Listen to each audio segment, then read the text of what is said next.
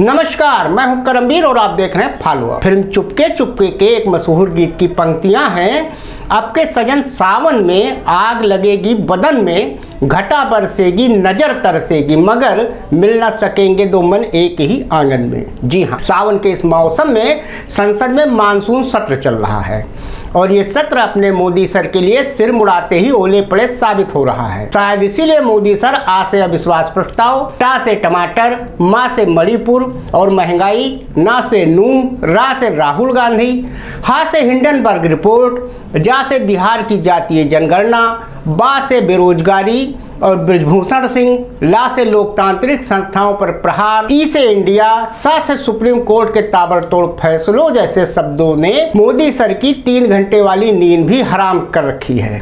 शायद इसीलिए मोदी सर इससे बचते बचाते फीता काटने, झंडी डंडी दिखाने में ही अपनी भलाई समझ रहे हैं। हाँ, ये अलग बात है कि सरकारी कार्यक्रमों में भी वो सियासी बातें करने से नहीं चूकते, क्योंकि संसद में जाया भी नहीं जा रहा और जबान की खुजली से रहा भी नहीं जा रहा। दरअसल 2023 में भाजपा को मिले झटकों की लिस्ट में राहुल के कन्विक्शन पर रोक सबसे लेटेस्ट है। चुनावी नतीजों से लेकर कोर्ट के फैसलों तक, हिंसक घटनाओं से लेकर राजनीतिक उठापटक तक। लोकसभा की तारीख में आज एक दिलचस्प दिन है। अविश्वास प्रस्ताव पर चर्चा से पहले राहुल गांधी की लोकसभा में वापसी हो गई है। लोकसभा सचिवालय ने इस संबंध में अधिसूचना जारी कर दी है। आज हम फॉलोअप में बताएंगे कि आखिर क्या कारण है कि जिस राहुल गांधी को भाजपा पहले गंभीरता से नहीं लेती थी, उन्हें पप्पू तक का टैग दे रखा था, उनको लेकर वो लगातार बयानबाजी कर रही है। क्या राहुल गांधी को लेकर भाजपा की अति सक्रियता ही अब उस पर भारी पड़ रही है?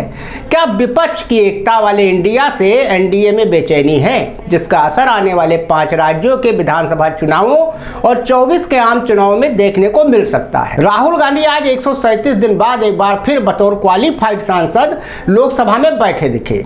मोदी सर ने मानहानि केस मामले में राहुल गांधी की सजा पर रोक के बाद उनकी लोकसभा की सदस्यता भी बहाल कर दी गई है।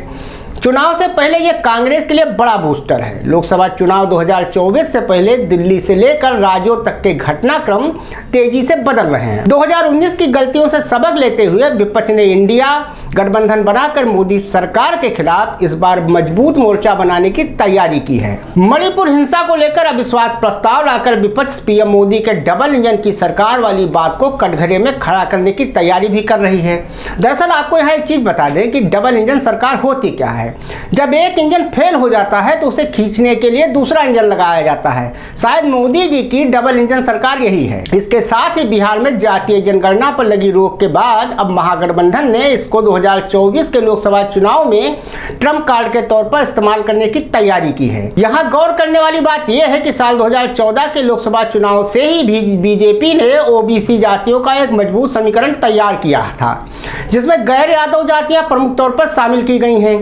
इसके साथ ही हिंदुत्व का भी रथ खूब दौड़ाया गया, जिसके पोस्टर बॉय नरेंद्र मोदी हैं। दरअसल विपक्ष की कोशिश है कि जातियों का मुद्दा उठाकर बीजेपी के हिंदुत्व के कार्ड को फेल कर दिया जाए। 2016 के बिहार विधानसभा चुनाव में यह प्रयोग सफल रहा है, जब जेडीयू, आरजेडी और कांग्रेस गठबंधन ने बीजेपी को हरा दिया था। इस बार बिहार के सीएम नीतीश कुमार ने विपक्षी गठबंधन को बनाने का जिम्मा संभाला है और उनके समर्थक उनको पीएम पद के दावेदार के तौर पर भी पेश कर रहे हैं। नीतीश के उत्तर प्रदेश की फूलपुर लोकसभा सीट से लड़ने की अटकलें भी हैं। यूपी की यह सीट कुर्मी बाहुल्य है और यूपी में ओबीसी वर्ग में यादवों के बाद सबसे ज्यादा जनसंख्या वाली जाति कुर्मी ही है, जिसके बड़े नेता भाजपा के साथ हैं। जातियों के इन समीकरणों के बीच मणिपुर हिंसा को लेकर लाया गया अविश्वास प्रस्ताव भी अहम है। संसद में इस पर चर्चा के दौरान दिए गए भाषणों की क्लिपें सोशल मीडिया पर प्रचार का नया हथियार बनने में देर नहीं लगेंगी। यहाँ पर एक भी गलती किसी भी पार्टी को भारी पड़ने वाली है। 2019 के लोकसभा चुनाव से पहले राफेल सौदे पर भी ऐसी ही चर्चा हुई थी, जिसमें भाषण के दौरान राहुल गांधी पीएम मोदी से गले मिले थे, लेकिन उसके बाद उनका आंखों से इशारा करना पूरी कांग्रेस को चुनाव में भारी पड़ गया था। अब बताते हैं कि आखिर अविश्वास प्रस्ताव से विपक्ष को क्या मिलेगा। मणिपुर में हुई हिंसा पर कांग्रेस और विपक्ष संसद में पीएम मोदी से जवाब मांग रहा था, लेकिन सरकार ने इसको सिरे से खारिज कर चर्चा का प्रस्ताव दिया।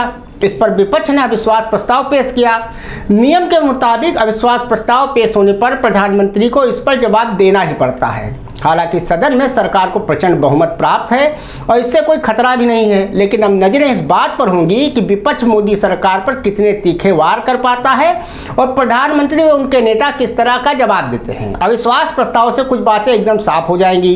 इन हालात में अगर विपक्ष इंडिया की अगुवाई में सुर ताल मिलाकर मोदी सरकार को घेरने में कामयाब हो जाता है तो लोकसभा चुनाव से पहले वह पूरे देश में एक नैरेटिव सेट करने में कामयाब हो जाएगा। इसके साथ ही मणिपुर ही नहीं, विपक्ष के तर्कस में होंगे और भी कई तीर। लोकसभा और 3 राज्यों के विधानसभा चुनाव से पहले विपक्ष के पास सरकार को घेरने का तगड़ा मौका है। जाहिर है कि राहुल गांधी पर आया फैसला कांग्रेस के लिए एक बड़ी जीत के तौर पर है।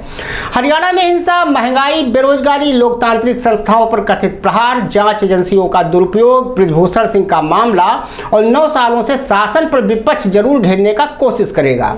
यहाँ एक बात ध्यान देने वाली ये भी है कि बीते कुछ महीनों में सरकार पर सवाल उठाते हुए कई वीडियो क्लिप सोशल मीडिया पर वायरल हो रहे हैं। साफ है कि इस बार विपक्ष की ओर से इस मैदान पर भी तैयारी जोरदार है। ये तो वक्त ही बताएगा कि कौन किस पर भारी पड़ता है। धन्यवाद।